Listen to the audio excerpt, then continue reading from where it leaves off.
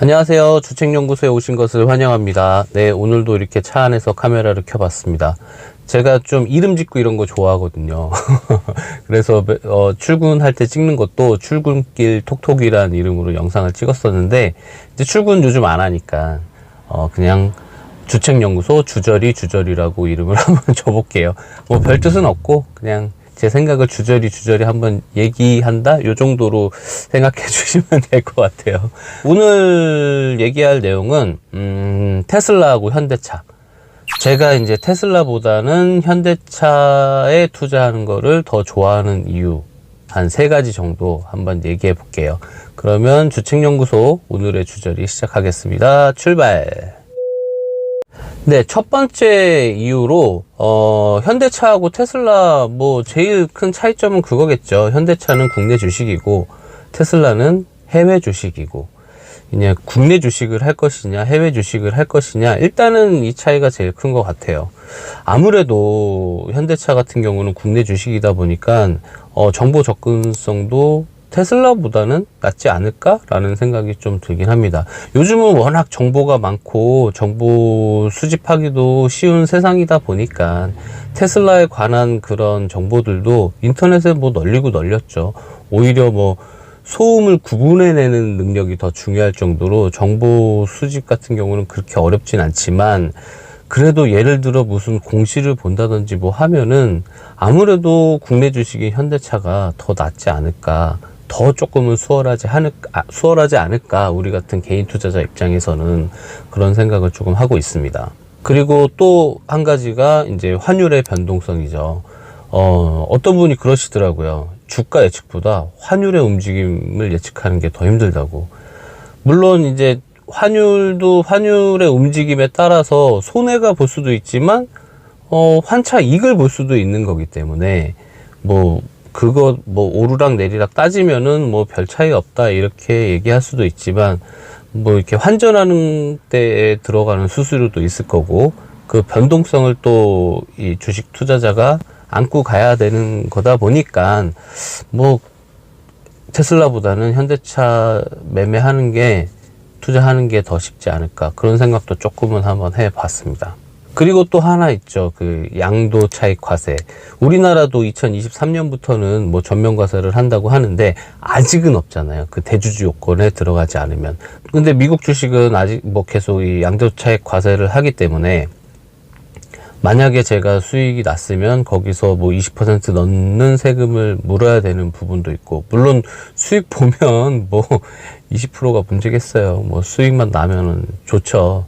하지만 어쨌든 그런 부담이 좀 있지 않을까 싶어요. 예를 들어 테슬라 사갖고 어느 정도 수익, 몇 퍼센트 수익이 났어도 환율 떨어지고 양도차익 과세 내고 이러다 보면 별로 남는 것도 없을 것 같다라는 느낌도 조금 들긴 들어요.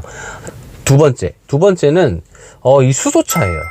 현대차는 일단 그 전까지 내연기관 차를 계속 만들어 왔었고, 이제 전기차 시장에 올해 차가 쭉쭉 나오죠. 아이오닉 5부터 시작해갖고 이제 전기차 시장에 본격적으로 이제 뛰어들 태세를 갖추고 있고, 수소차 쪽으로는 세계적으로도 높은 기술력을 인정받고 있죠, 현대차가.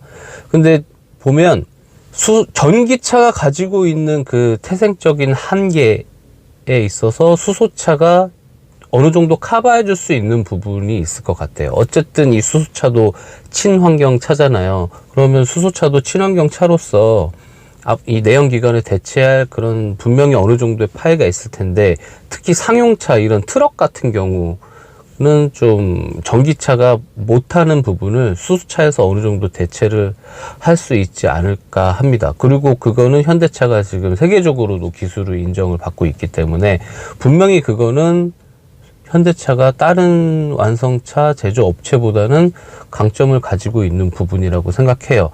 그리고 예전에 제가 강방천 회장님이라고 계시잖아요. 그분이 나오신 무슨 유튜브 방송을 봤는데, 이 수소를 어떻게 물을 전기분해 갖고 수소 연료를 만드는데, 이 에너지를 만들기 위해서 전기를 또 쓰는 거예요. 이게 이제 합리적이냐 이런 게 있었는데 요즘 워낙 그 대체 에너지라고 그러죠. 뭐 풍력이라든지 뭐 요즘 어디 고속도로 막 가보면은 막 비탈길에 태양광 패널 쫙 붙여갖고 막 전기 막 생산하잖아요.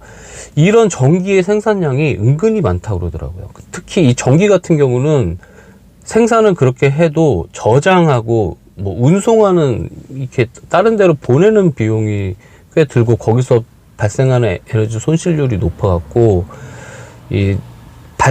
전기를 많이 생산하는데 그게 다른 데로 막 이렇게 쉽게 다른 지역에서 쓰기가 그렇게 녹록지는 않은가 봐요.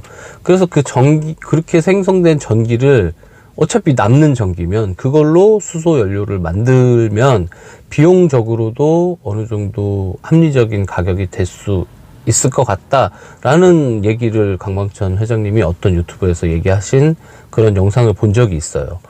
그러면 이제 비용적으로도 합리적인 뭐 대체 수단이 될 수 있지 않을까, 내연기관을 대체하는 그런 생각도 한번 해봤습니다. 그리고 세 번째는 이게 제가 제일 중요하게 생각하는 부분인데 보통 테슬라하고 전기차 얘기를 막 하다 보면은 결국 차도 전자제품이다 이런 얘기를 많이 하시더라고요. 이제 차도 이 차라는 것도 하나의 커다란 전자제품의 범주에 들어간다 이런 얘기를 뭐 많이 하고 있는데 저는 사실은 그거는 솔직히 동의를 못 하겠어요. 물론 이 자동차 안에 다양한 전장 부품들이 들어가고 전자제품의 특성을 차가 예전보다는 훨씬 더 많이 가지는 건 사실이지만 이 차 자체를 전자제품이라고 부르기에는 모르겠습니다. 제 생각에는 좀 무리가 있는 것 같아요. 일단 차가 가지는 특성이 있잖아요. 차는 일단 제1의 가치가 이동수단 하고 뭔가를 옮기는 운송수단으로서의 이 물건이잖아요. 이 차라는 것 자체가 차가 가지는 고유의 특성, 뭐 예를 들어 진짜 뭐 댐퍼의 압력을 조절한다든지 뭐 서스펜션에 뭐 이런 거를 뭐 세팅을 잘한다든지 그거는 정말 거기에도 전자 부품이 많이 요즘 들어가긴 하는데 그거를 여태까지 완성차 업체들, 내연기관을 만들던 업체들이 정말 수십 년, 100년에 가까운 데이터를 쌓아갖고 만든 기술이 있는데 그거를 테슬라가 바로 쫓아간다? 그거는 잘 모르겠어요. 전자제품으로 보면은 따라갈 수 있을 것 같아요. 근데 그거는 전자제품의 특성이 아니고 차가 가지는 고유의 특성에 관한 문제이기 때문에 물론 전기차로 들어가면은 엔진에 관련된 거는 당연히 부품 수도 확 줄어, 엔진 대신 모터 들어가니까. 그리고 동력을 그냥 전기로 쏴줘버리면 되니까 그거에 관련된 부품은 굉장히 적게 들어가지만 이 핸들링이라든지 뭐 조향장치 뭐 이런 서스펜션 뭐 이런 승차감에 관련된 거 현대차가 뭐 맨날 자동차 커뮤니티나 이런 데 들어가면 맨날 욕먹는 게 그거잖아요. 벤츠, BMW 이런 데랑 비교 당해서 욕먹는 게 뭐 세팅 값이 뭐 어쩌고 저쩌고 뭐 승차감이 어쩌고 저쩌고 뭐 그런 것들이잖아요. 근데 이제 그런 쪽에 있어서 현대차도 지금 나름 3, 40년을 차를 만들면서 이제 데이터 값을 많이 쌓아놨을 텐데 테슬라가 그거를 한 번에 따라잡기는 쉽지 않을 것 같습니다. 물론 다른 데랑 뭐 이제 돈 많은 회사가 됐으니까 다른 그런 회사들 막 인수 합병 해갖고 그런 기술을 따올 수도 있겠지만 그렇게 하지는 않을 것 같고 하여간 테슬라가 이제 물론 전기차로서의 특성은 정말 그거는 전기차가 가진 특성이니까 테슬라가 가지는 특성이 아니고 전기차가 가지는 특성으로서는 정말 좋은 것 같아요. 저도 지금 테슬라 이 모델 3를 운용을 하고 있으니까 전기차로서는 진짜 좋아요. 그리고 물론 테슬라가 또 그건 있어요. 자율주행은 진짜 압도적인 것 같아요. 아직은. 그리고 이게 계속 전 세계 이 테슬라 차가 막 돌아다니면서 그 데이터 값을 계속 이 테슬라가 가져간다고 하더라고요. 제가 운행하는 이 기록이 다 아마 넘어가는 걸로 알고 있는데 그 데이터 값은 정말 무시할 수 없죠. 뭐 이 기존의 아무리 큰 완성차 업체더라도 쉽게 따라가지는 못할 것 같아요. 이 자율주행 부분에 있어서는.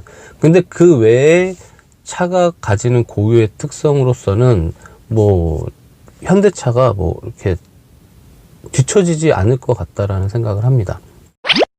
네, 오늘은 이 주린이의 입장에서 테슬라보다 이제 현대차 이 주식을 더 좋아하는 이유 3가지에 대해서 한번 얘기해 봤는데, 말 그대로 그냥 초보 투자자 입장에서 여러 가지 기사 보고 뭐 이렇게 유튜브 보면서 그냥 제 나름대로 한번 생각을 한번 해봤어요.